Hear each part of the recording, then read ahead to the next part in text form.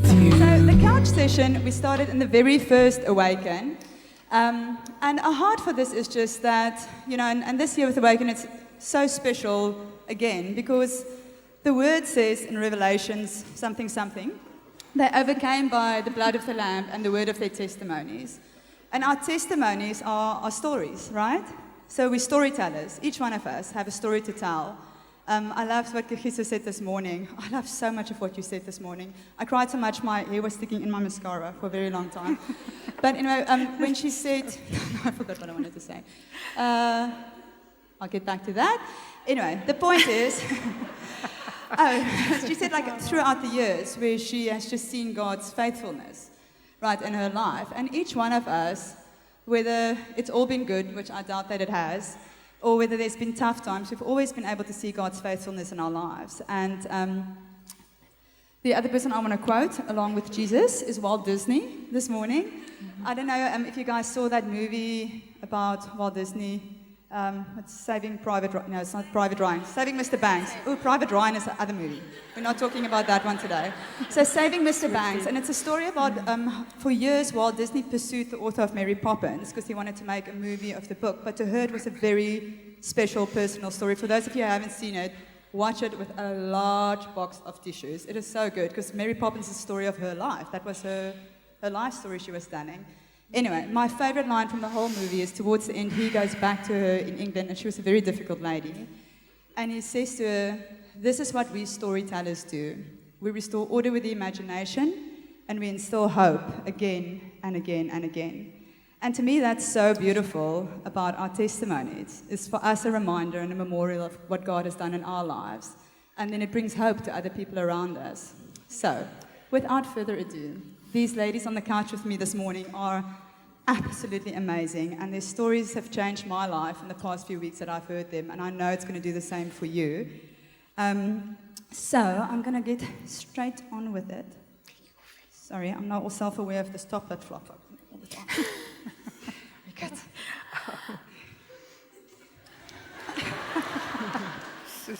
Very good. It is well.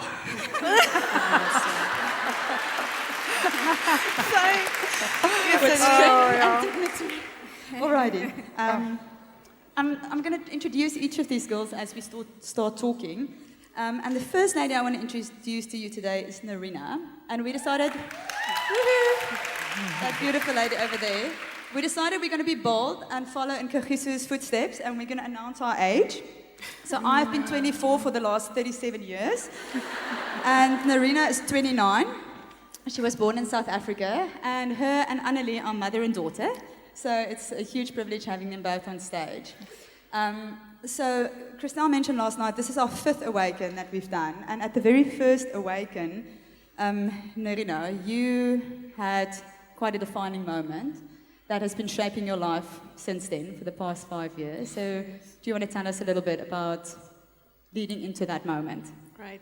Morning, ladies. It's always such a privilege being at Awaken, I think, especially because it's been such a special place to me. Let me start at the beginning. I think since I was very little, or primary school, I always wanted to know more about nations. And I remember coming home one day when I was in grade 5, and I asked my mom more about Islam and what do they believe. And I went to the library and read up about it. And then when I turned 14, I'm skipping big parts of the story, but for time. But when I turned 14, I think most of you can relate that isn't the most amazing time in any girl's life. I think you turning into a woman, but you're still very ugly. Or not very ugly, but you're sorry.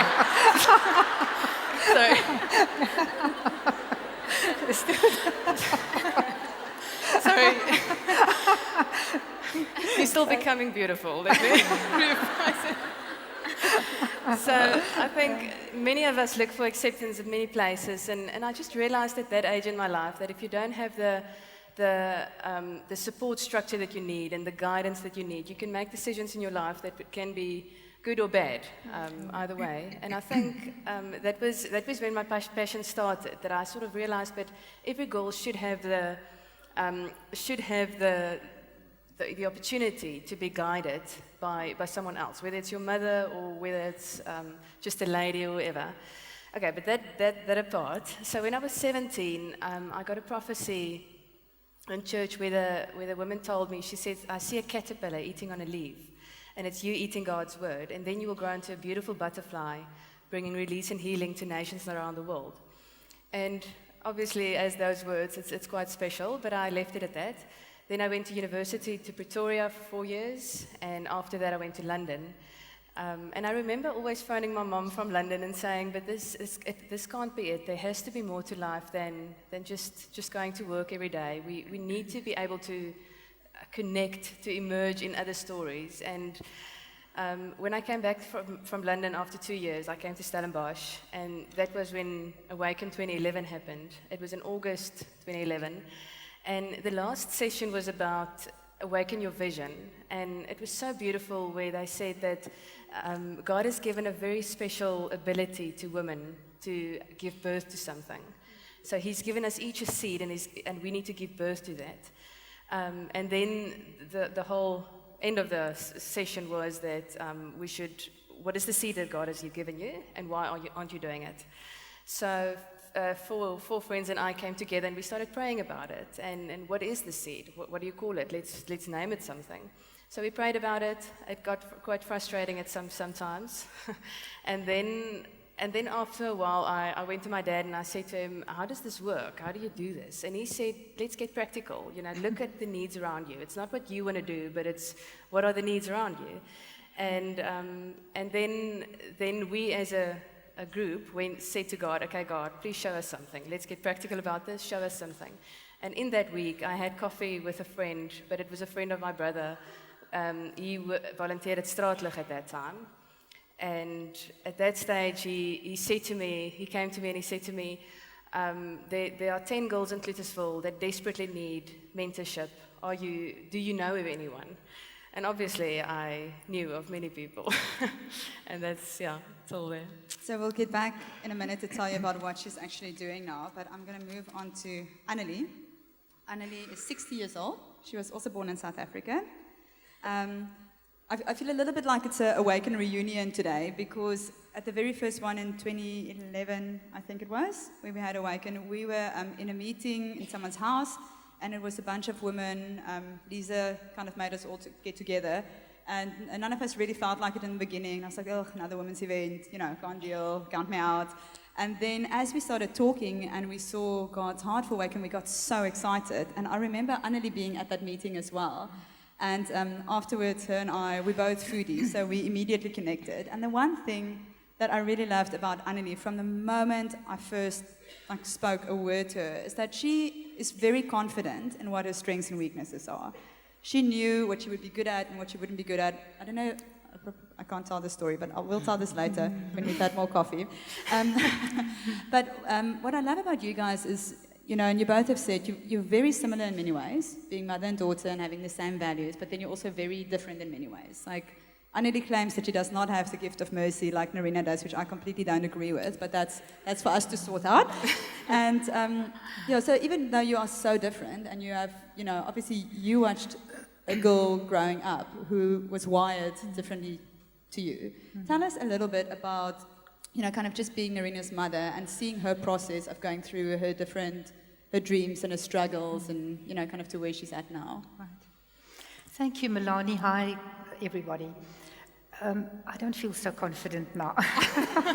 It is all right. Yeah, but this story is out of my heart, and if it doesn't come out easily, it's because it's so well-rooted. I can just give you a bit of background. We've got 4 children. Narina is the only girl, so we were elated when she was born.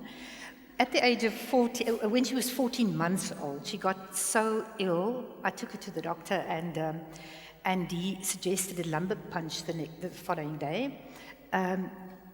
She got so ill that night. Her fever was up to 40 degrees, and we just decided make a split-second decision and just take her to Bloemfontein, which was a 2.5 hours drive from where we lived.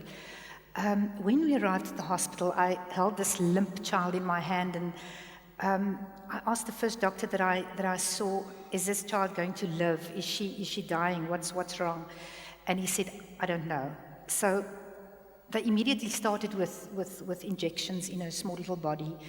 They put her on a drip, and I was just praying and praying and praying, and I was nursing her and giving her back to the Lord and just saying, Lord, please save this little girl's life. She will work for you one day. She will do anything in your kingdom, whatever you want her to do.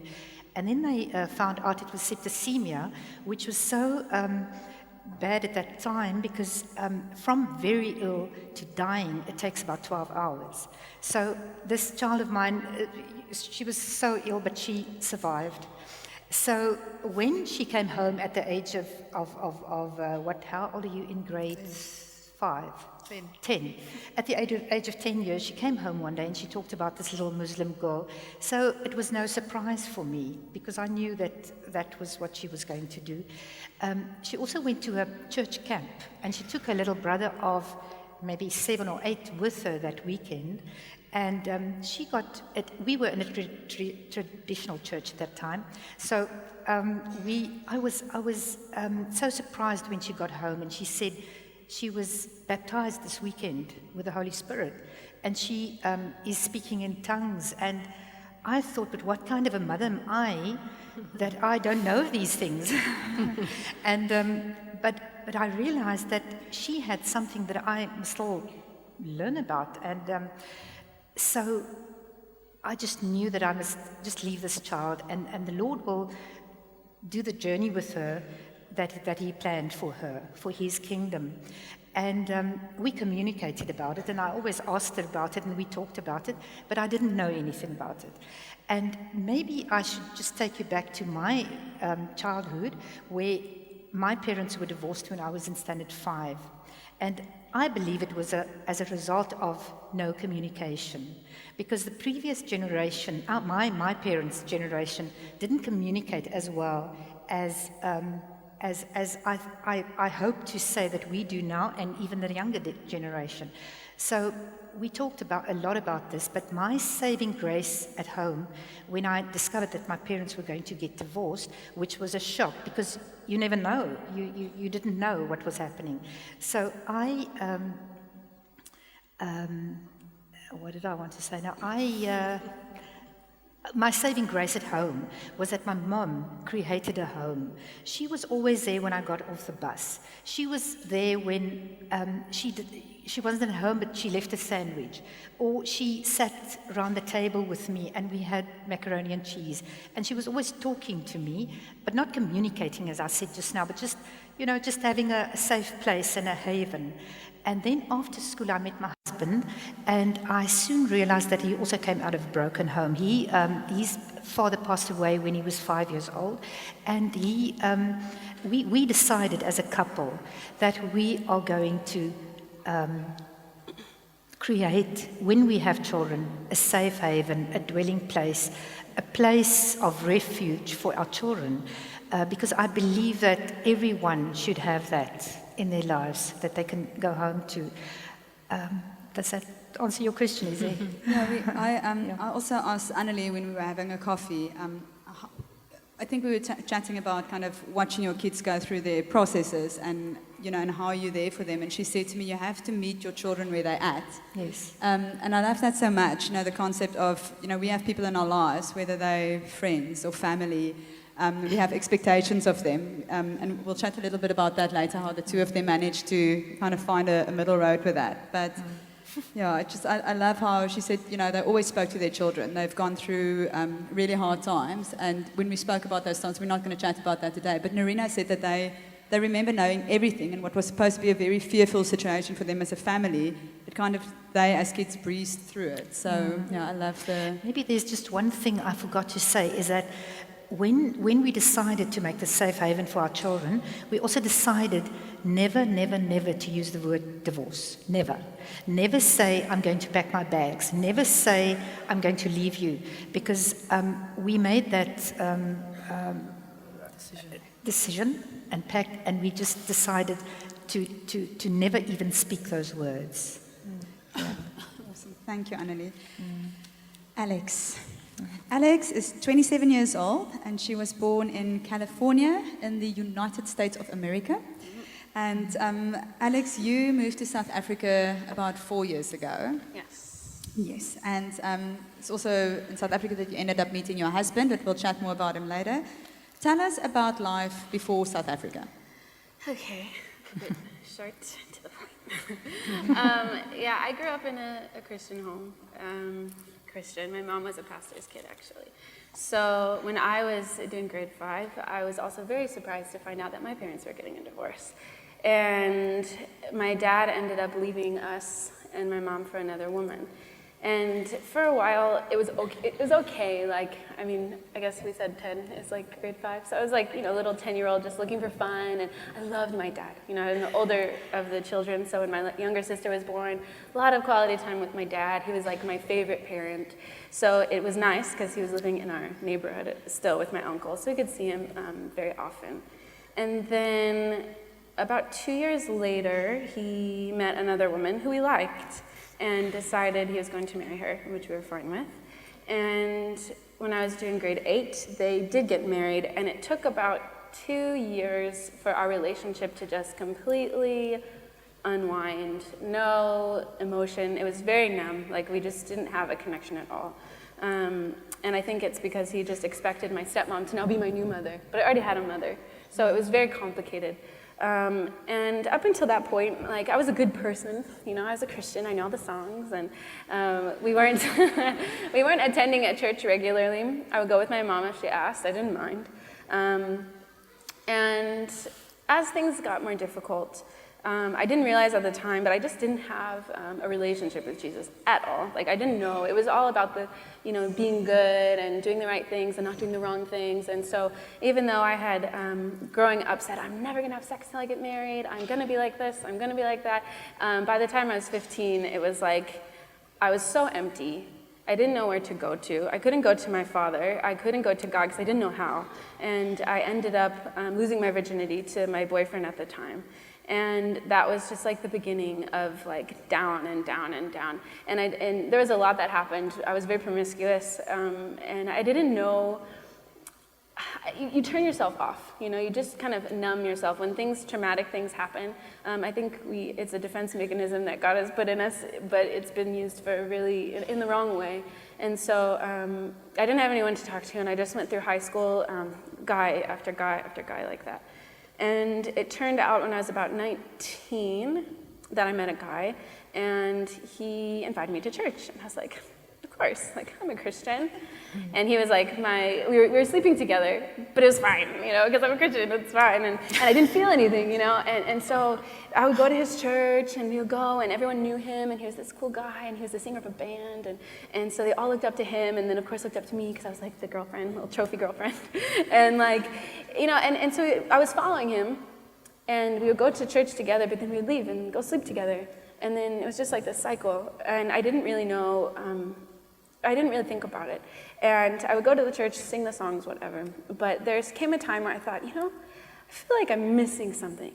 And I grew up in a Christian home. I know the stories. I can sing about Zacchaeus was a wee little man and all these things, like the Bible stories.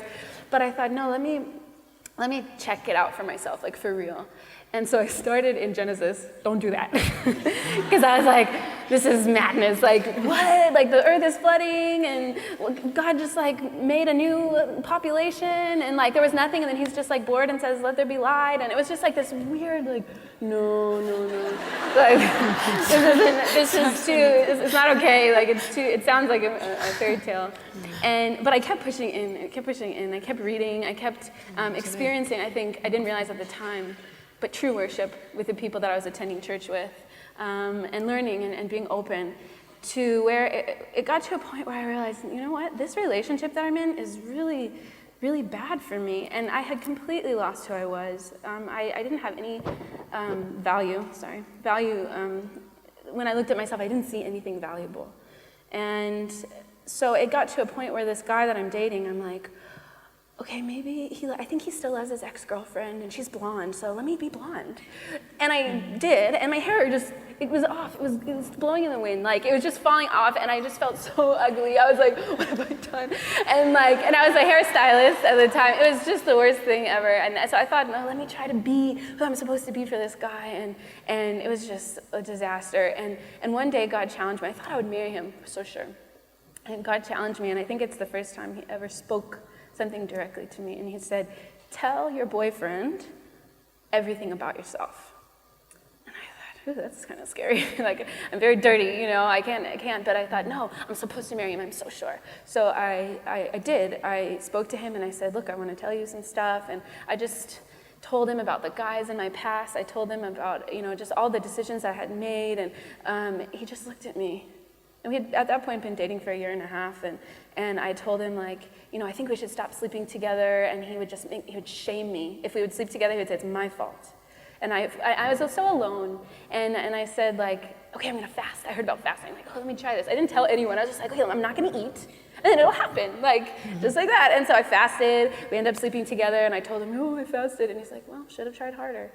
And I was just like, okay, so the blonde then, And so eventually, I told him all of my past, my dirty stuff. And he just looked at me as if, oh, I've never seen anything so disgusting. He didn't say anything. He said he had to think about it.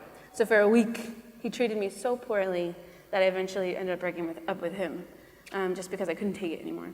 And that was the beginning of a 4-year single kind of find myself. I gained 30 pounds. What's pounds? 15, right, or something, somewhere there, a lot, in a month.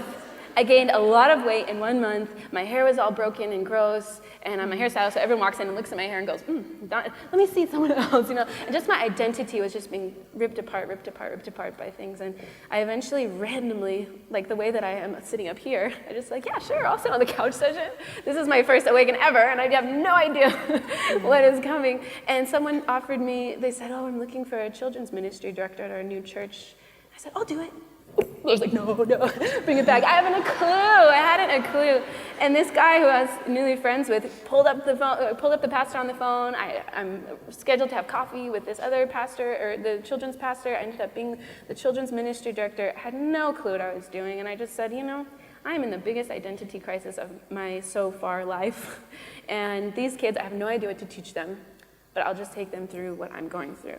Because I didn't know anything else. And so if I was fasting, I taught them how to fast. If I was learning how to be intimate and quiet with God, I would teach them how to be intimate and quiet with God. And before I knew it, these 13, 14-year-old kids were just prophesying over people and praying in tongues, and I'm like, what is happening? It's insane, but it was really amazing. So, do I stop now?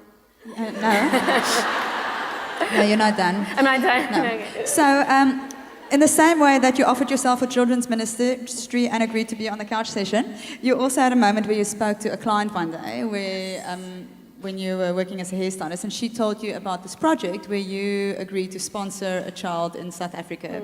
And so tell us a bit about that. Okay, so I had been a hairstylist for those 4 years, and a woman, my regular client, came in and she said, oh my gosh, we just got back from South Africa. It's so awesome. And you just we have these safe houses and there's girls living there, teenage girls, and you just, do you want to sponsor a girl? And I was like, sure. And so we let's go to coffee, sure. And we go to coffee and I drag along my 2 roommates, and by the end of our 30-minute coffee date, all of us are coming to South Africa in June. And so I was like, why not? And so we ended up coming in June 2010 with a team for about 2 weeks. And we did this weekend. The first weekend we had arrived, and I didn't really know what it was about. And so I just came and helped and started to meet the girls. And I started to see myself in the girls, and I thought, I would really like to be here. I'm gonna move back. So I did. And I went back home and I told my pastor, because I was on staff at the time, I'm gonna move to South Africa. I'm telling him in tears, God is calling me. And he's like, that's cute. You're 22 and you are just on a high. It was my first missions trip ever.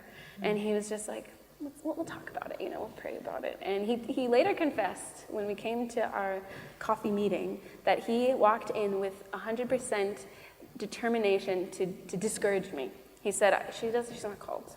And he was walking in with his wife. He sat down and he looked at me and he was quiet and I was quiet. And he said, I have to apologize to you.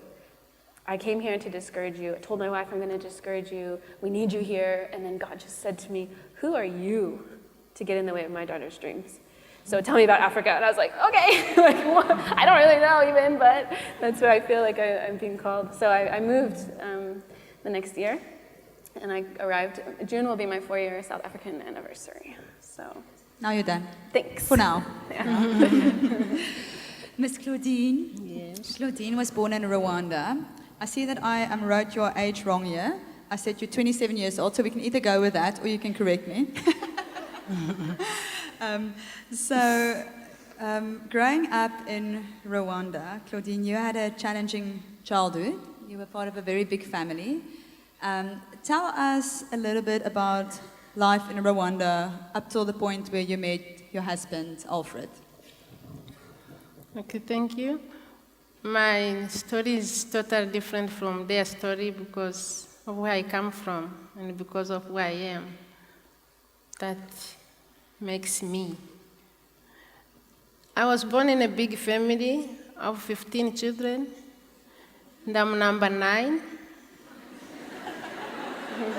And over 15, my parents adopted another one, so we were 16 in total.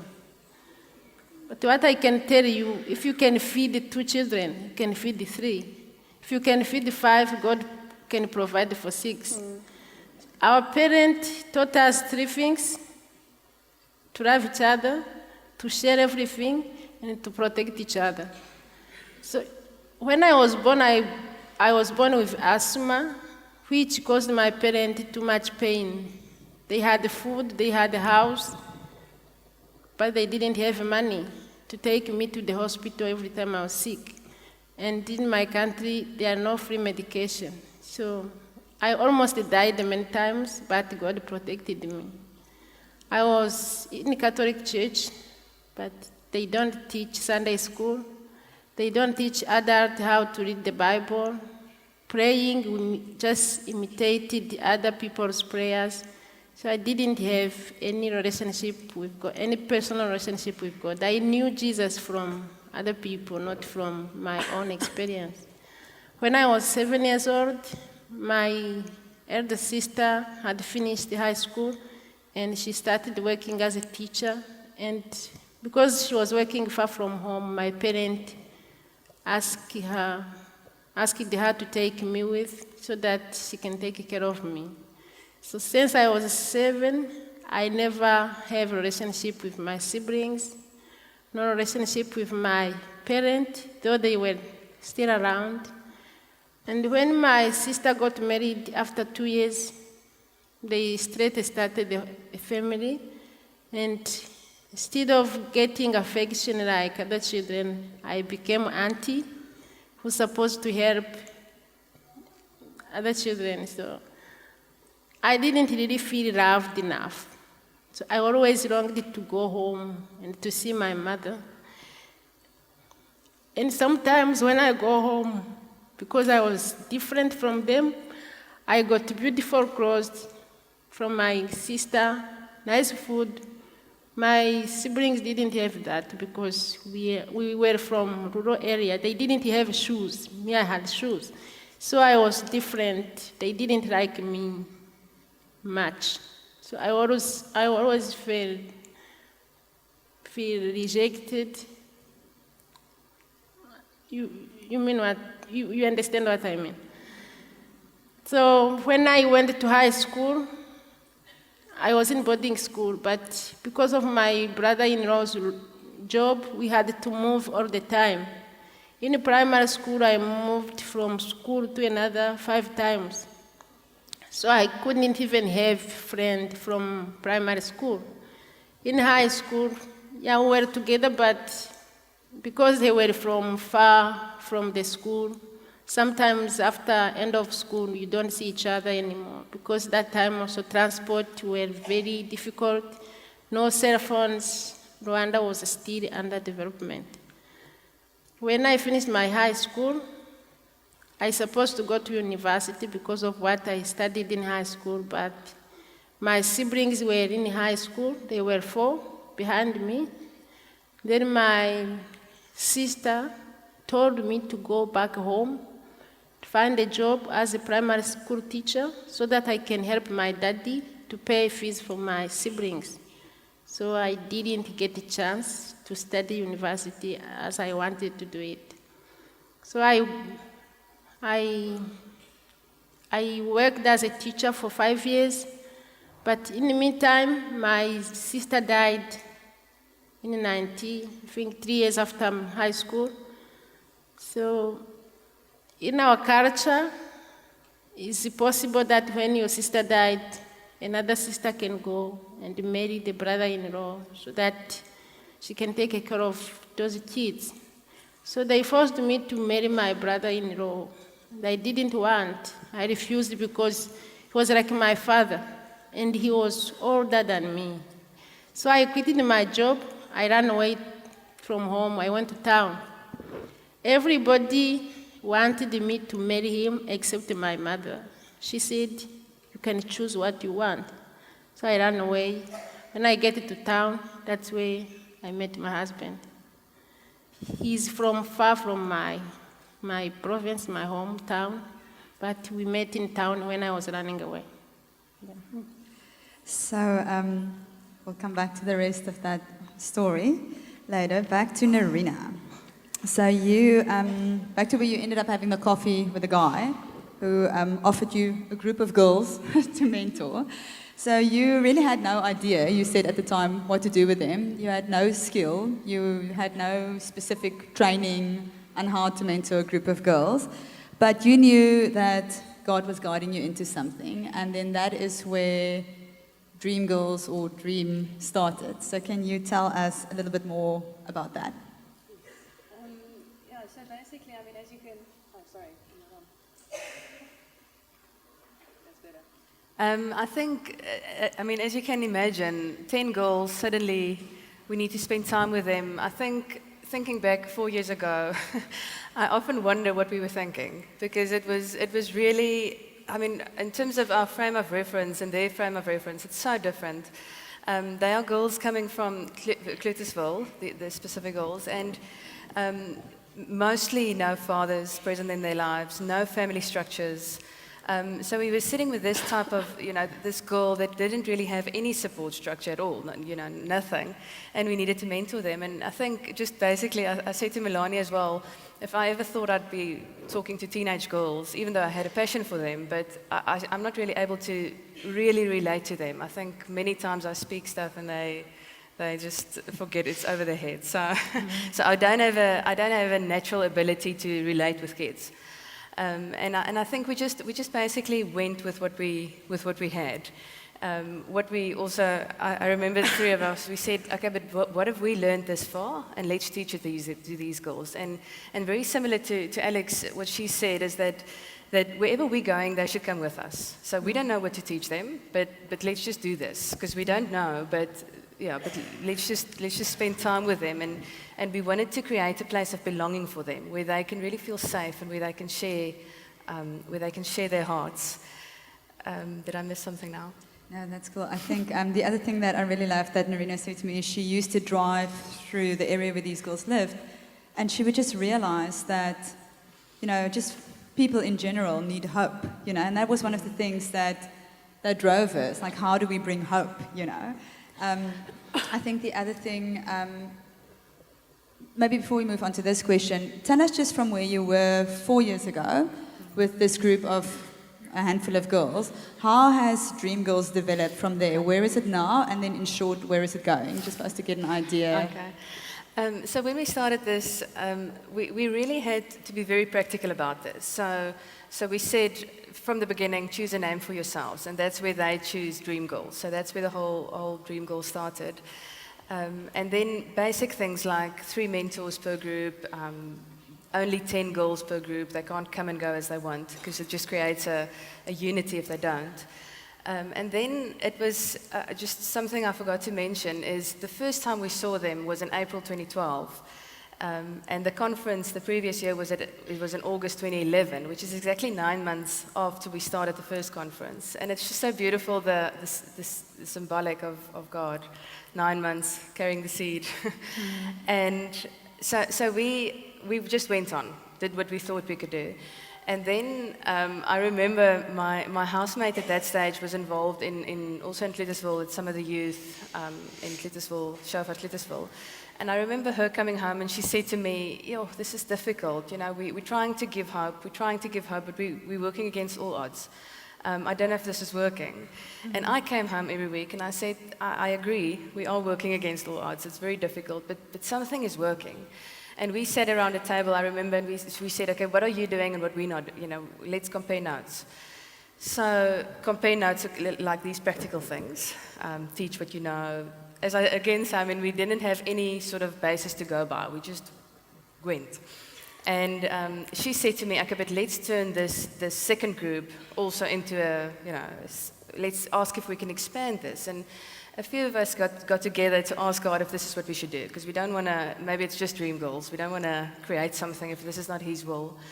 And we prayed about it and we felt this is a model that actually works. It's a model where 3 mentors can share life with 10 teenage girls and give hope.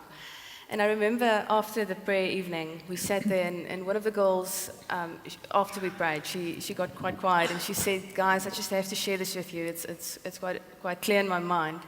And she said, "I see a caterpillar eating on a leaf, and it's these girls, eating God's word. And they will grow into beautiful butterflies." And I think to me that's the story of what we're doing here this weekend. It's the ability to tell stories so people can tell their stories. And it's over generations. It's what God has given us, doesn't matter how small, to use that and to have the ability to influence another life so they can again be the light in their generation and in their communities. So needless to say, I think that there we formed from there, it's joyful girls, butterfly girls, spicy girls, and which one have I left? Purple girls. And I think, we can be honest, we still don't really know what we're doing, but but we're just there, and I think that's the key. We're just there. We're just willing. Yeah. The other thing I wrote down when we first had a coffee, because we've obviously been kind of witnessing this journey from the beginning, but when we had a coffee the other day, I'm making notes, as they tell their stories, and Arena says, in the beginning, she says, I kept on having this feeling there must be more to life than just working and grinding away. And so I go, oh, that's good. Then I write it down, like next sentence.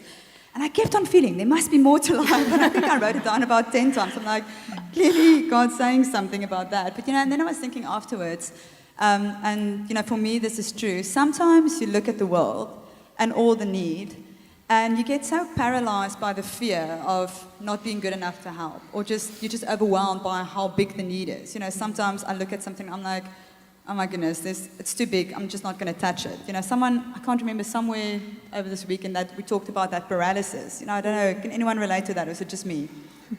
2 people can relate, that's awesome, I'll take that. So, when sometimes you just don't know where to start, and you...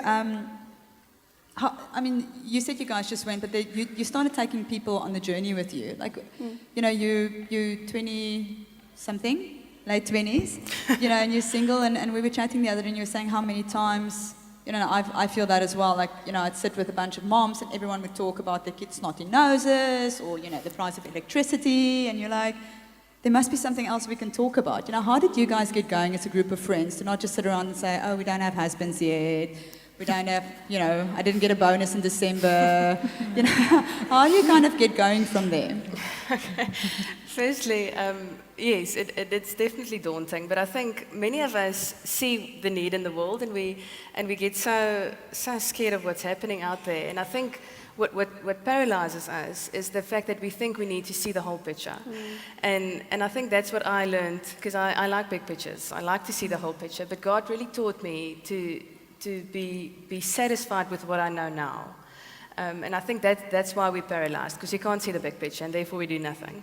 So I think that's, firstly, I just want to say that. And then secondly, yes, I was sitting with a group of friends. We had dinner together, and we all spoke about, obviously, the singleness and why haven't we met our husbands yet. And amazing, because it's definitely, I remember phoning my mum afterwards, and she said to me, but that's obviously your desire as well. And I said, yes, obviously, definitely. I want to do that. But I just think there's so much we can share to life, and so much we can really impart to other people, other than and spending time with the lack with what we have. And I remember this whole morning I was so emotional by this amazing thing that Jesus has given us. He's given us freedom. He's given us completeness, and we can only share that. So that's why I would really like to urge all of you to watch, and this is why I say that thing that God has given you, that seed that God has given you, give it a name, call it something, and start praying about that, rather than talking about your husband to come, if you know what I mean. Because then we can give God the room to grow something in us, if we focus on that. Thank you. Awesome. And I think that's just the other thing I want to say about what I have been so inspired by about Narina's story is every time we talk, she talks about the importance of doing things together as a team. So we each have a gift, we each bring a skill, but where I lack, someone else has the skill. So sometimes we make it. A friend of mine, when I said to her this morning, I'm nervous for the couch session, she said to me, in the bigger scheme of things, you're really not that important. And it helped me so much, because I'm like, you're right. And it's the same with life.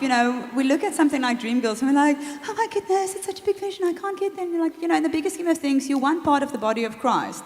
You're the hand or the foot. You don't have to be the head or the nose or the ear. Like, just be who you are.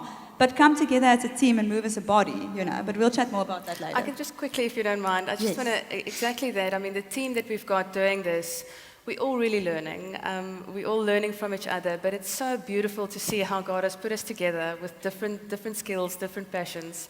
And yeah, I want to encourage you to come together as friends, to pray about these things, because thank you. Annelie, back to you. I mentioned earlier that when I first met Annelie, I was just struck by how confident she was, with being herself. She was just really comfortable in her own skin, and I really still look up to her about that. For that, that's the grammar. She's stretching. Anyway, that thing I like about you. That's really Thank cool. you. But and I was laughing when we were chatting one day. She was saying, you kind of have to figure out your thing and what you're good at and what God has called you to. So from my experience with Annelie over the past 4 years, she has the gift of hospitality, which, by the way, I just want to reiterate this, especially for us as women. Hospitality is actually a spiritual gift. If you don't believe me, go to the Bible. You'll find it in a few places. Sometimes we think, it's just making things pretty, it's just creating a home, it's just making an atmosphere. But it's actually a spiritual gift. It's like mercy, It actually ministers to the person on the receiving end of it. So don't despise superficial things like that, because it's not. It's right up there with prophecy and all the rest, So anyway, that's a side note. I'm passionate about that. And Annelie said to me, we were chatting about, they had the small group ones, and everyone decided to go to the old age home. Is it okay? Yes. Okay, I'm just going to tell that to you because I love it. I love it so much. And so the small group leader said, we're going to go to the old age home and go surf. And Annelie was right, because she has a huge serving heart, and she's incredible.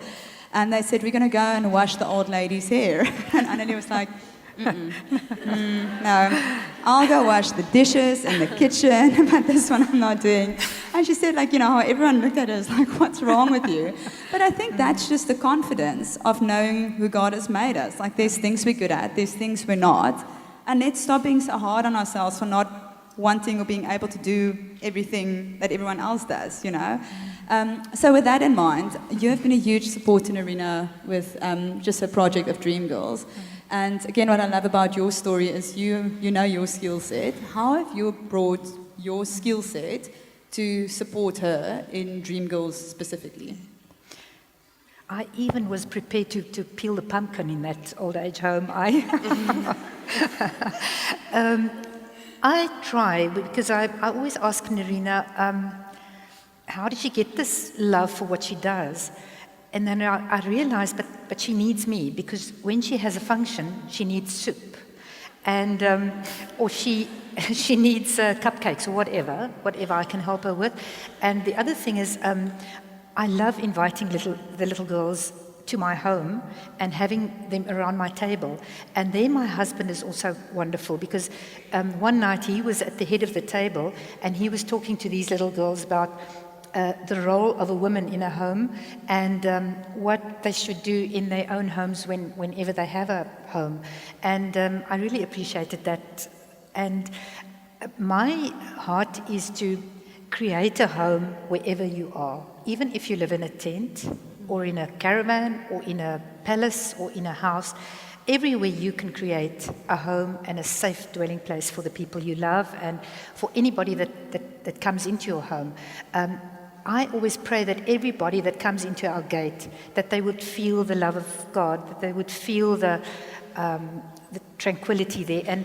And that's one thing that's very important to me, is that you must never allow in your home any negativity, any abuse, anything that is not conducive to peace and tranquility. And I think there the woman has a big role to play, because she is the one that gives an atmosphere in the house. She has to desensitize her husband or her roommates or her children when they come home. She has to first just see where they are, and then, even make a cup of coffee or whatever, and then they will start talking, and then they will, I just call it desensitize. So it's for me just important to have had the place where Nerina grew up and our 3 boys, so that they could feel safe, so that they can pass it on to the next generation. Yeah. And then I don't know if we mentioned this before, but you spent some time in London. And again, you called your mother frequently from there saying, there has to be more to life, and kind of when you came back, things started changing. But we talked earlier and you said when Nerina came back, you had this huge dream, because you are very close as mother and daughter. You have a very good relationship. And you had this dream that the 2 of you would now be doing things together. You had this vision of you being in the kitchen and doing projects together. And then that didn't quite pan out the way.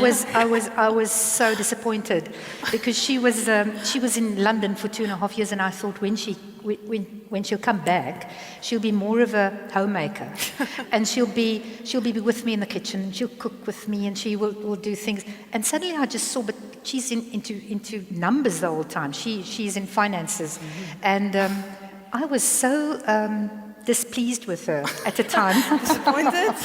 Maybe disappointed. I'm not sure what the word is, but and then I realized, but I must just give her space, because that is who she is.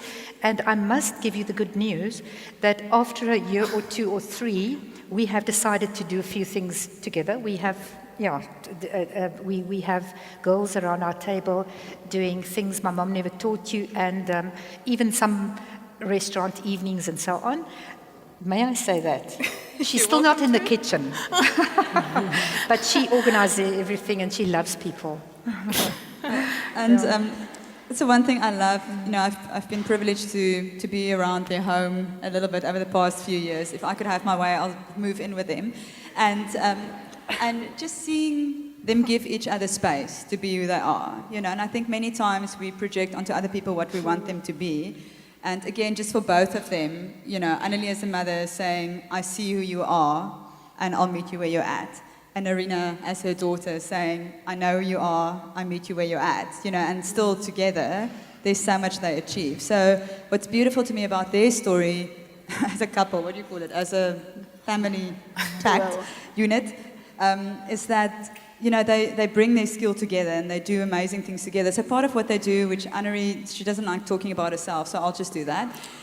Part of what they now do as mother and daughter is they mentor and impart in all kinds of people's lives. And to them it comes very naturally. So when I actually tell them, oh, this is what you're doing, they're like, oh no, we just have kind of people come over and we chat and we eat, But they don't what's beautiful to me is that sense of home, which Annelie has established for her family, now comes through Nerina with Dream Girls and the people that they have around them. So it's these beautiful values that they actually apply to anything. It's not constricted to a certain event. So you guys are an inspiration to us. And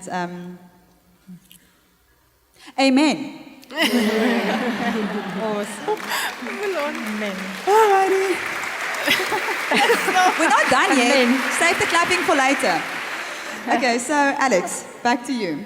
When you returned to South Africa with your impulsive decision, which kind of I loved, I said to Alex at some stage, in that year that you were waiting to come back, did you ever doubt your decision? She goes, yeah, but I'm impulsive like that, so a few times, and I just believe that if God didn't want it to happen, He'd stop it. But then I'd be driving on the road and I'd hear that song from Toto playing in the radio, God bless the rain, sun in Africa, and I go, thank you, Jesus, for the sign. So you were back in South Africa. What were your goals when you arrived here? What was your expectation, your goals for the project you were involved with? So, okay, I'm like trying to transition out of refocus. Okay, no, I thought I would arrive. I knew that there were 2 homes, 6 girls in each home, a house mother in each home. I was coming as this spiritual kind of mentor, discipler type of a person. So I thought I was going to arrive, things are going good, and I just have to kind of work alongside the moms to do this other part, because they're just doing like the mother part and they need discipleship. And it was so not that way. It takes a while, especially, we're in Kaimundi, and it takes a while to even understand culture and to adjust like that, because there are girls that come, my mom said this and this, and you're like, okay, what's true, what's not? Are they taking advantage of me? And you're like trying to figure it out. I cried a lot the first year. But when I saw like that there wasn't really anyone paying attention to the homes, I was like, what have I gotten myself into? Like, it basically turned out in one home, there's a witch doctor as the mom, and the other mom knew, but she was afraid of being bewitched, so she wouldn't tell anyone, and she finally told me, but I can't tell anyone, because if I tell anyone, they're gonna know that she did it, and then she'll get bewitched, and it was like, oh my gosh, and I'm coming from very, non-spiritual kind of realm with our the Western culture. So I was like, oh my gosh, what do I do? And so it was a mess. It was a total mess. And over the course of about 2 years, I spent all day, every day, just trying to figure out how it was supposed to work, and just kind of each day going in, trying to build relationships. Some girls would leave in the process. I find out none of the girls were in there legally, so they could just get up and go whenever they wanted to, because they're all under 18, and so they're still legally supposed to be under their parents' say and all of that, and it was just like, it was a mess. It was a total mess, and I was like I was very overwhelmed. Yeah. And then so your plan initially when you came was to, you kind of came as a spiritual mentor. You wanted to do healing programs, and your plan was to kind of go around Africa, kind of planting a program and then leaving. But then you realized the word sustainability came to mind quite often. Yeah. And I think for us many times, we want to do good, so we get involved with something, and then we do it for a little bit, and then we carry on. But maybe talk to us a little bit about commitment and sustainability. I think, because I'm very relational, so when I got in there and I started building relationships with the girls, I was like there'd be moments where I'm like, I can't disappear. I can't leave. If I left, then I could just see all of it would happen. It was so much. It was such just this heavy thing. And if things had gone the way that I had planned, like I said, my 4-year South Africa anniversary is coming up, and I thought for 4 years I was just going to travel. And I remember I can go back to my journal and see, okay, who do I know in Africa?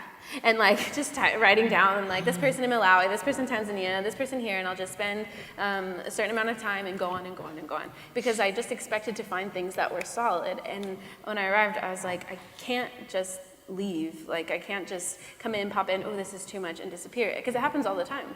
And kids even, I had come for 4 months and got home to, after I moved here, I had been here for 4 months, I went home for the holidays, and I had spent so many hours with these girls, and they did not believe I was coming back.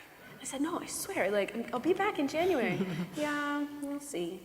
They just were really closed, and it took a long time to get them to trust me. And I think at this point, the sustainability thing, it's they're not in the house anymore, actually, only one of them. But they still call me. when something's wrong. We threw a baby shower for one of them. Unfortunately, she did get pregnant, but she has really, like taken it really well, and I trust that the investment in her life that I have been able to give her over the past 3-4 years got her to where she is, even though she made a mistake. She says. So I think the sustainability is key, because you can't bring hope and take it away. Like, you just can't. It's not okay. Like, you shouldn't do it with anyone. It's like hanging a toy in front of a baby and just pulling it away, and they're really trying, and it's like, of course the baby's going to cry, because you tempted them with this thing, and it's something that they want. And so it doesn't happen overnight, for sure. It doesn't happen overnight. It takes a long time. It's also, when you moved to South Africa, part of your plan was not to find a husband, which you did shortly after you moved. So, all right, tell us a little bit about what you and your husband are currently doing. Okay, so something that was, I'm trying to think of what else we said in the video too. Basically, when I saw how crazy things were at the safe houses, I was like, a new organization had taken over. They wanted to infiltrate younger kids, boys and girls, the cluster foster care system, and it was fine. They do a wonderful job with it, but my heart is the teenage girls. So I told myself, you know what, when this is done, when my girls are transitioned out, I'm also gonna just go. My job here is done. My husband and I are busy with a project called Cafe Fusion, so we do hip-hop and poetry workshops and try to reach the unchurched people, trying to reach the guys who wouldn't want to come to a Christian organization, and help them actually heal through writing their stories, through hip-hop, through poetry, through singing, and all of that kind of stuff. So I thought, let me focus on that. We're running a leadership development group in Kuyasa as well. And last year, Odwa, who I think was fine with me saying, I'm closing this door because teenage girls are like, it's too much for him. And I guess in the morning, he woke me up and he said, I woke up at 3 o'clock in the morning, and God says you're not finished. Like, you have to carry on with these girls, because there's this age group, 18 to 24 or so, that they're too old for foster care. If they don't have parents, but they're still in high school, like, what do? They can't go to university, they can't get a full-time job, they're trying to finish high school, they end up staying with boyfriends, they find themselves in these situations, and there's just nothing really for them that's holistic. And so, kind of to go with what was spoken before about just a team, I realized, like, it's going to take some time, but we hope to open some homes for girls, and then eventually boys as well. They're legal adults, so there's no child welfare kind of thing needed, but just to give them a place to be stable, to finish school, to get basic life skills, budgeting and opening a bank account, and like applying for university and making a CV. And we realized, like, I just didn't have the capacity to do that. And so many people do have that, there are career counselors in this room. Like, there are people who can do it, and even now we're looking for a home for a girl. Right now she's staying in another kind of group home that just isn't good, and so we're trying to figure out what we can do in the meantime, to be able to place individual girls in homes for like 6 months or whatever, while they can just be in a family and find stability and find like true love. And so that is something that's big on my heart. And shall I mention the rest of my story in here, or would that be another time, or would that be never?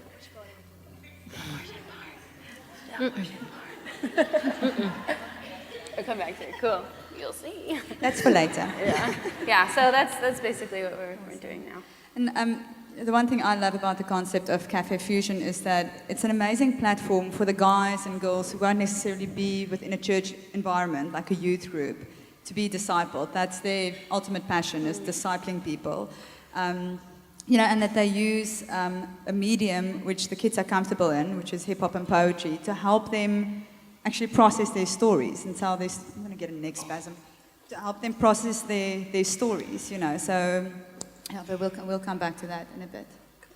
Claudine? Yeah. So we talked about up to the point where you and Alfred got married, and in the time that Claudine and Alfred got married, for those of you who might not have been born in that time, in the early 1990s, a season of war and genocide broke out in Rwanda, and I've been trying to get the exact number on the death toll of those few years, and all the resources kind of give or take a few hundred. It's around 1 million people who died in those few years of war in Rwanda. So in that time, you guys had 2 children, Joy and Johnson, a girl and a boy. Your firstborn was the girl, Joy, and then Johnson, the second one. And at some stage, the war reached the area that you were living in, and you had to flee where you lived, because, just as we said, millions of people were getting killed. And they had to leave behind some of their family. Like Alfred's dad and his younger brother decided not to run, and they ended up being killed. And then Claudine herself lost one of her younger brothers. They still to this day don't know what happened to him. But you guys had your children on your backs and you had to run. And for months, years, you were staying in camps and fleeing through forests. And then something happened. You mentioned before that you grew up Catholic, but you had no relationship with Jesus. And then something happened during that time where you saw the face of Jesus. Do you want to tell us about that? Yeah. Like I said, when I was running away, mostly I was looking for someone who would love me, because I never felt I was loved enough. But I think I was looking in the wrong place, because a human being can't really give you the fullness of the love that we all need. But we got married. After 2 years, we had our first daughter, Joy. And because, like she said, it was genocide, we ran away to Congo. And for 3 years, we were living in a camp. And we had our second child, Johnson. But in those 3 years, at the end, the Tutsi who were on the power in Rwanda wanted all people to go back home. But it was bad because they were just killing like it was in 1994. So we were afraid to go back. So we ran further inside the country, inside DRC. While we were running, people were dying. We saw blood, we saw dead people, we heard guns, we heard shots, we heard bombs, whatever, noises. It was scary. But still, you don't stand. You just carry on. So for me, it doesn't matter your situation. Don't stand. Just carry on and ask Jesus to help you. We carried on. But I remember when we got married that way, some friends came to us and started talking to us about Jesus and how to build personal relationship with him. I think my husband was fine, but I was the one who would laugh all the time, asking them, but we know him. We go to church. We are married in church. We don't steal. We don't lie. Even if you do it, you don't admit it. Especially when you don't have the Holy Spirit to convince you, you always feel, I'm perfect. When you're not perfect, you're nothing, because you don't have Jesus. So I was that kind of woman.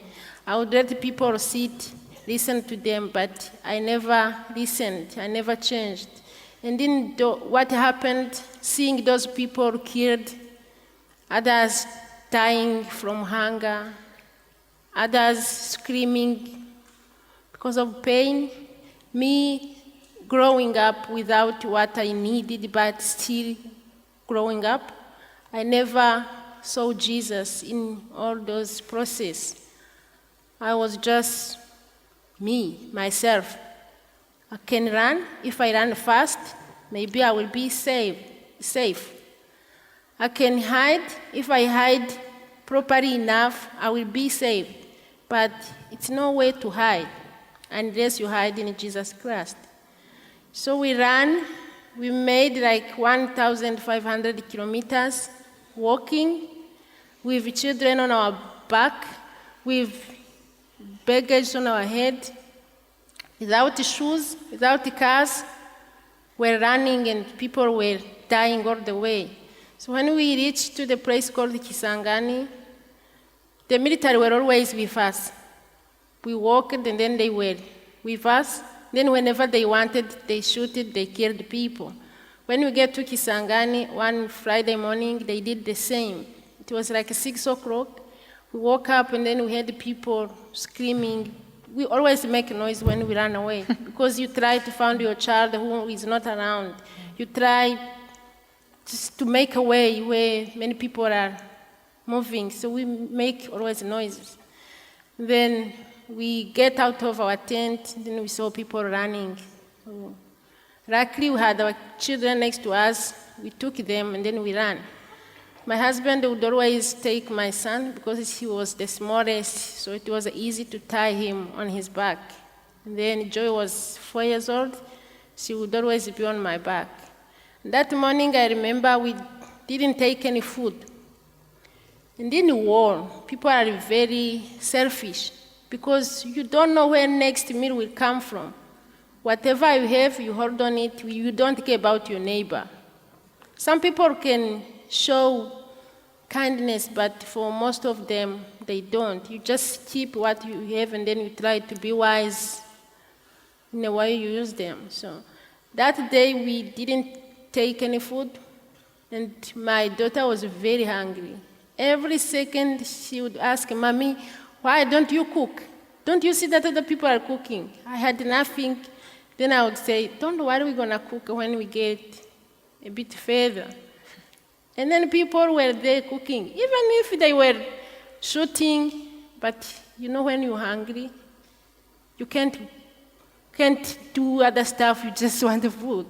For some people, because we didn't even know when the shoot will stop, they just sit and cook. Then I would ride the whole day. Now you can imagine as a mother, if your child is asking you for food, you have nothing and you have to ride every second. So it was like 3 o'clock. That's where we get to a place where they said, the military said, stop. Because they were all over. They were killing people, shooting, or using those wrong knives, whatever, sticks, hitting people. But that time they said, stop. So we stopped. We were many, too many, because we were walking in a road, but we were many. Then they said, stop. So they surrounded us with guns. You can't say, why do we stop? You don't ask questions because you don't have a power in that time. The power is in the hands of the man with a gun. So we stood up. We tried to stand, and then they started. Okay, a lady was next to me. I remember a man first who was carrying a child asked me if I can pray. I said, I don't know how to pray. Because even those born-again Christians would come to our house, I never learned how to pray. They would do that, but I never learned from them. Because if you don't have the Holy Spirit, you are like a fool. You are in the dark. You are empty. Really, the knowledge is the one from Jesus Christ. You may be educated, being a doctor, you know how to work beautifully in hospital, but if you don't have Jesus, your knowledge will come to nothing. Then I said, I don't know how to pray. Then I said, please, if you know how to pray, you can pray. Because I knew that they were going to shoot us. I don't remember if he prayed. And the lady who was next to me, she started shouting, Lord, forgive them because they don't know what they're doing. So the military got angry, so the soldiers got angry, and then they started now shooting among people. They had told us when they are shooting, you just lay down so that you can you can survive. So we lay down, but because we were many, we were lying on the top of each other. It was too fast, didn't take my child out of my back. So, sorry.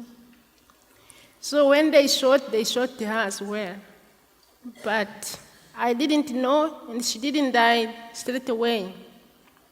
I just had like a small stone on my back, but I couldn't realize that it's a shot or what. So after a while, they said, if they are survivors, stand up and move. So we stood up, we moved. My husband was laying next to me.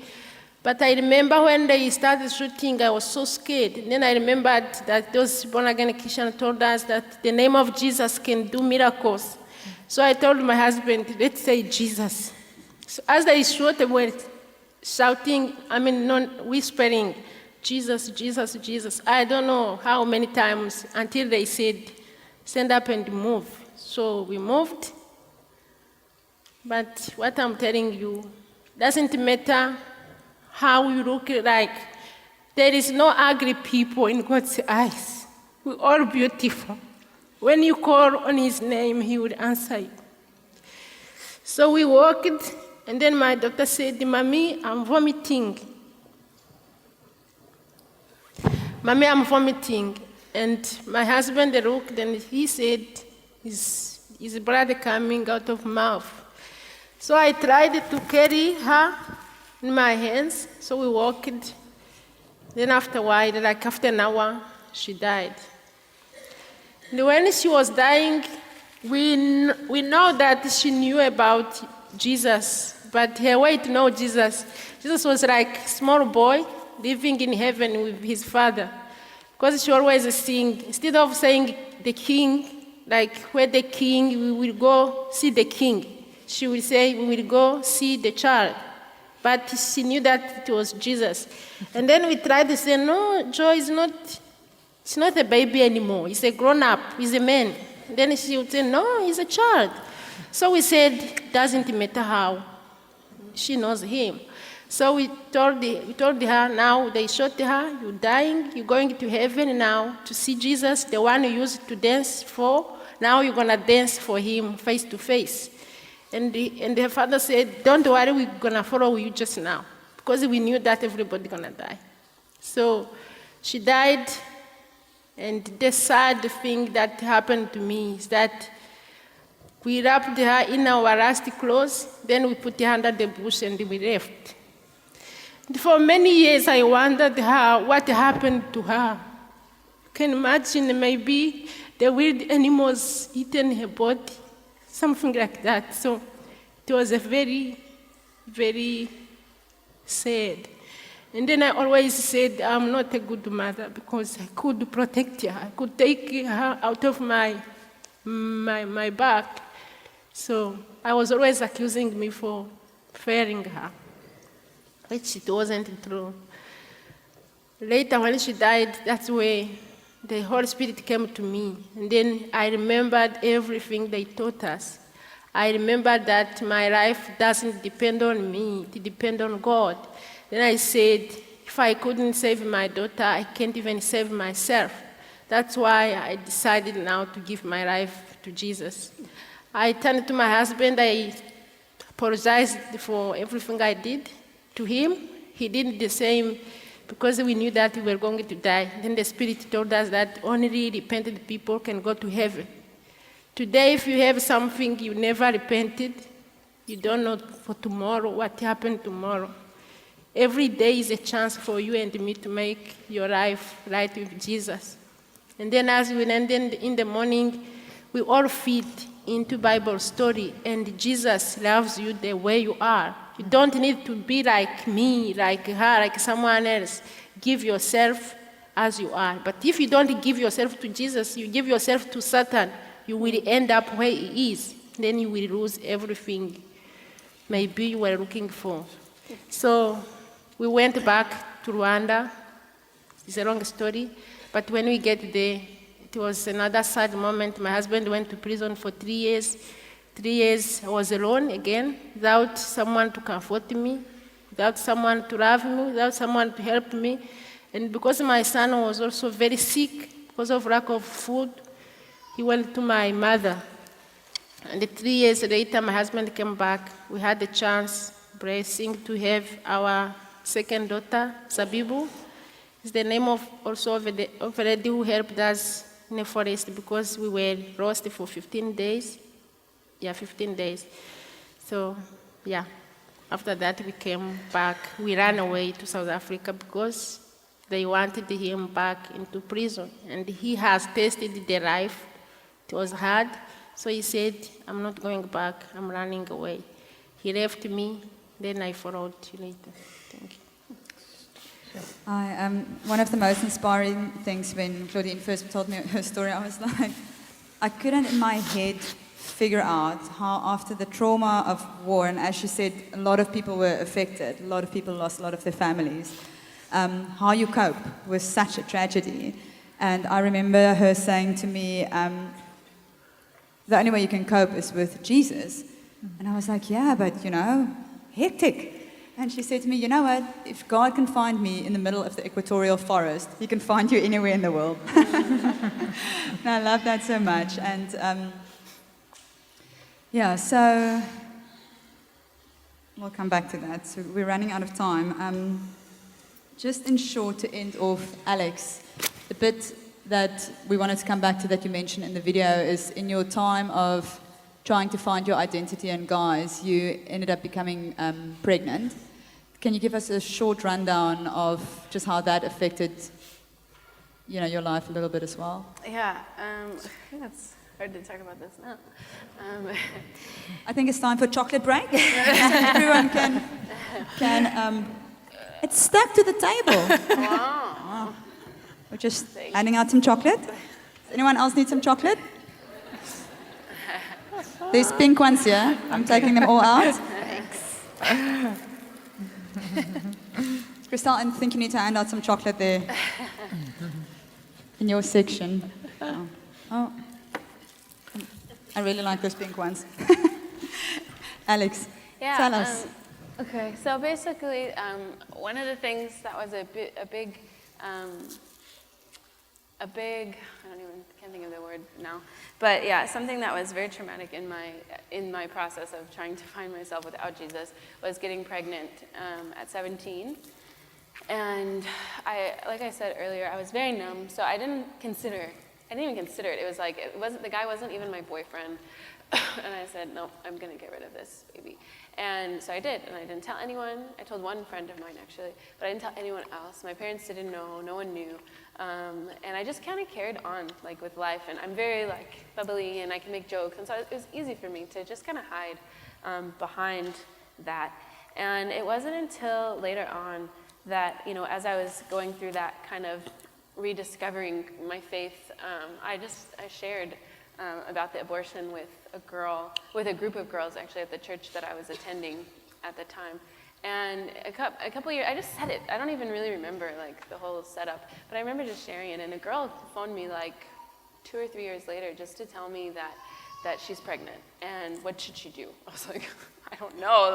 I can tell you what I did and what it did to me, but I can't say, oh, you have to have this baby because it's difficult to have a baby, to raise a child. And she did choose to keep the baby, and the baby's beautiful. Or now she's 5-6 years old. But I realized that I needed to use that part of my story because it's so brave to, you make a mistake by having sex before you get married, or you're looking for yourself. I know what I was going through at the time, so I can't look at a girl and say, oh, look at her, she's sleeping with her boyfriend, when I have no clue what she's dealing with. And, like I mentioned, one of the girls earlier, she chose to have the baby by herself. She's going to have a baby. And it was something that came back later in my life, which actually I haven't shared with you, but I was thinking about it earlier. When Odo and I got married, we got pregnant really quickly, a month in, and honeymoon baby. So, and both of us were just in denial. As you kind of saw, he mentioned about his rough childhood and how he was also just searching for belonging and searching for himself. And both of us had lived such broken lives that we didn't tell each other this, but we were so scared. And as you mentioned earlier about just giving your child to God, I was pregnant and I was so scared, I'm going to have a miscarriage. I'm going to have a miscarriage. Really, and I had to all the time, God, my baby is yours, my baby is yours. And it was so cool because the kids that we work with now, they named her Hope before she was born.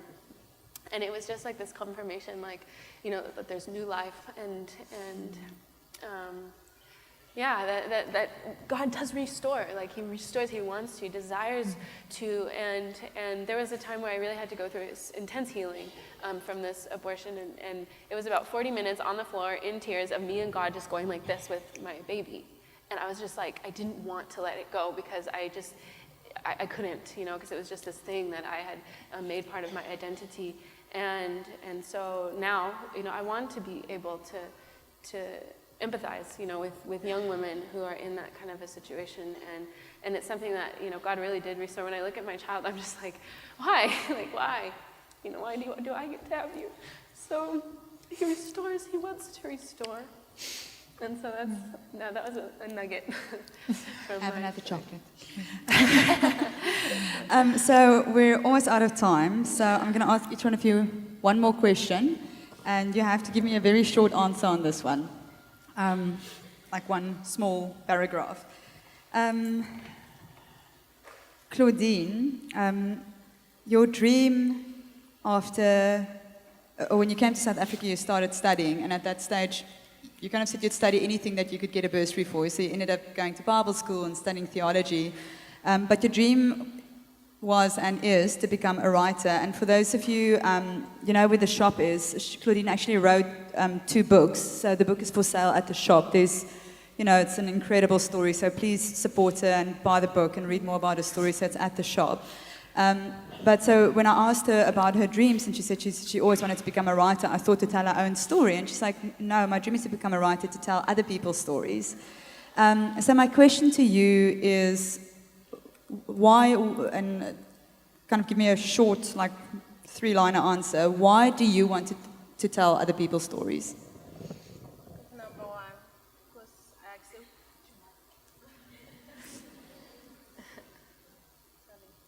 Because now I accepted Jesus Christ, I feel free. I am free to talk, can tell my story. Number 2, when Jesus heals you from something, you become a healer. I want also to restore other people's life. And he told me to take the right of God, his right, into the kingdom of the blind. The broken people are not only in South Africa, not only in Rwanda, even in America, in the whole world. So I want to touch their lives. And the only way to do it, I don't travel, but I can send my book everywhere. So that's the only way God is opening for me.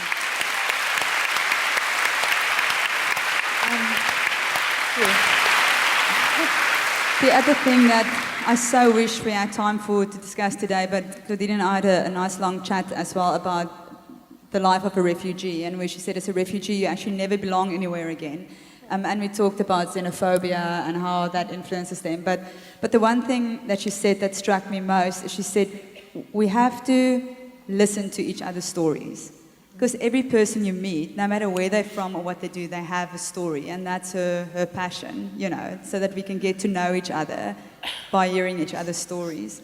Then, Alex, my question to you, you've had a rough run in certain areas. What makes someone's story beautiful? It's undeniable. Like no one can look at you and say that that's not your story. Like, it's yours.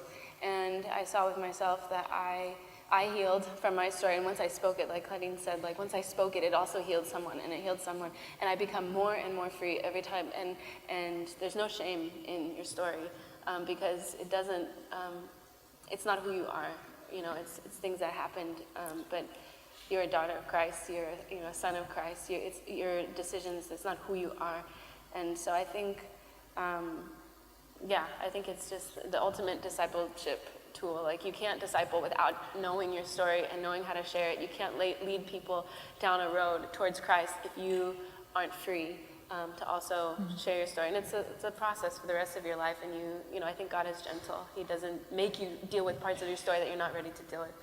But when you say yes to Him, then He takes you there. And it's better than you could have ever. It's better than you can imagine. Annelie, my last question to you is. Looking at your life, and you were saying even in high school you started this habit of processing what you were going through.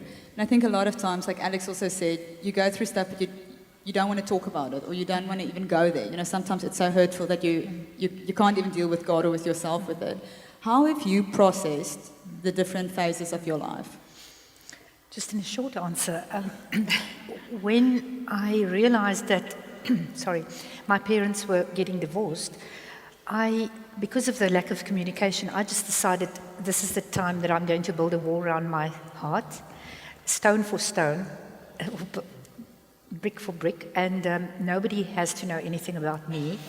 So it's a difficult place to be, but it's also a safe place, because then you can write letters to yourself, you can write letters to God, and you can communicate. And I think that is maybe the place where I learned to know that only with God you are safe, and only Jesus can break down those walls when the time is right. And as I told you just now, when I met my husband, and I heard that he also had this dysfunctional home with the dad dying early, we could start talking about it and breaking down these walls. So I believe that anyone needs somebody that you feel safe with, that can help you break down those walls. And what the Lord also told me is that if you go through difficult times, the Lord asks you, what do you have left? Kagiso said it so nicely this morning, the woman with the oil. It's not about shoes now, but it's about what you have left, what you can do. So I once in my life said to the Lord, no, there's nothing that I can do. And the Lord said, no, but what have you got left? And I said, I can bake a bread. And so the Lord said, I will multiply it. Mm-hmm. So if all of you can just take what you have in your hand, what you have left after you've gone through a difficult time, and just give it to the Lord, and He will multiply it. Thanks. Nerina, my last question to you is, who should tell their stories? I think, just a quick story on that story. Recently we did a quick video shoot of some of the girls in the group. And I remember one of the girls came out of the little house where she was filmed. So we didn't watch her. She came out. And I think that face I saw, I will never forget. It's a face of hope, a face of the opportunity to tell your story. And that little girl felt important. She felt, for that minute, she felt someone wants to listen. Mm-hmm.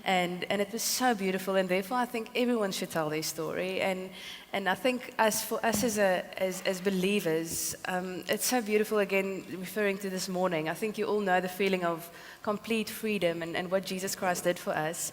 And that scripture comes to mind where he says that if anyone is in Christ, he's a new creation. The old is gone and the new has come. And it's just so beautiful to me that we as believers have the opportunity to tell people those stories, to give them Christ. Because we can't change lives, so we can't do that, but we can give them Christ, and Christ can intersect their lives. He has the ability to change the course of where their story is going, and I think many of us will agree, many stories are going in the wrong direction, and it's going down quickly. But I think it's our responsibility to intersect with giving them Christ so they can taste and see that He is good. We talked at some stage about, sometimes you feel so fed up with your own life that you feel you have nothing left. And then Nerina said, it always inspires her to think about Peter. After he denied Jesus 3 times, Jesus didn't go, sis man. Like he didn't, what he said to him is, Peter, go feed my sheep. And imagine what went on in his head. God, I'm so bad. Look at my life. Look, I denied you. Peter, go feed my sheep. Go feed my sheep, And so at Awaken, our hearts, of course, for this weekend is to inspire you. But more than anything else, we want to walk away from here and equip you. We want something to actually change. It's great to come together and be fed, and it's all beautiful, and there's a place for it. But we want to go out and make a difference. And I loved what Annelies said just now about when you go through hard times, you build a wall, stone for stone. You build a wall around your heart. And, a weekend like this is an opportunity for Jesus to come break down that wall. And I've been reading a lot in Nehemiah recently, just kind of studying him as a leader. And I thought how amazing it is that he was so clever, because he said to the people, let's start rebuilding the wall, but everyone starts with the section in front of your house. Right? So go read that bit, because usually I skip through all the names. I'm like the genealogies. So, but this time I actually read it, because, I don't know why, it's a miracle. And it said, these guys and these guys started building the section in front of their house. And they didn't wait to produce new bricks. And they didn't have special cement shipped in from some other country. They used the burn stones. They used the stones that were broken down. I had a meeting with someone at the end of last year who asked us to help out to do a birthday dinner for one of the foster moms at a foster home in Kayamandi.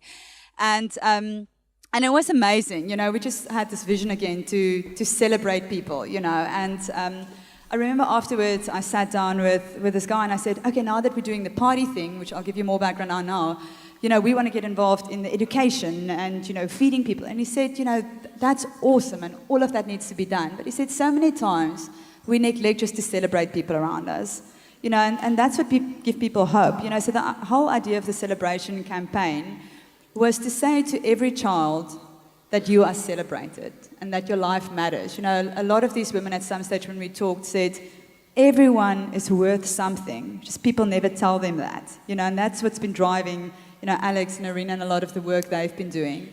So today we want to invite you to join us on a campaign for the next year that we really celebrate people around us and that we start rebuilding the wall with our burnstones in front of our homes. So we want to invite you and say, get a group of women together, and in groups of 4 or 5, you really don't need more than that, reach out to an organization within your neighborhood or your community or your town, and and go and offer to celebrate people. We have a website, not sure if that's up and running at the moment, but we'll on shofaronline.awaken.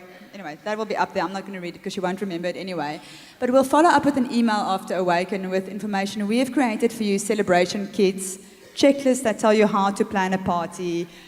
We'll give you a lot of pointers. The most important thing is get people together, like Narina and her friends did, and just start doing something little. We all love parties, we're women, and it's so easy just to get out there and bless someone and say, you know what, you matter. Because you know what, someone like Kanya, she never had a mom that told her, your life matters.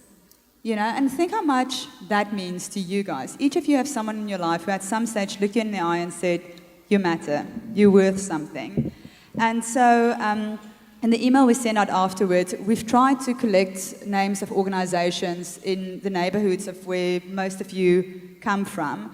Have a look, after the weekend, it will be on the website as well. Have a look and get involved somewhere. Get a group of your friends together and go do one party, And it's so, and the most important thing is get together with the organization.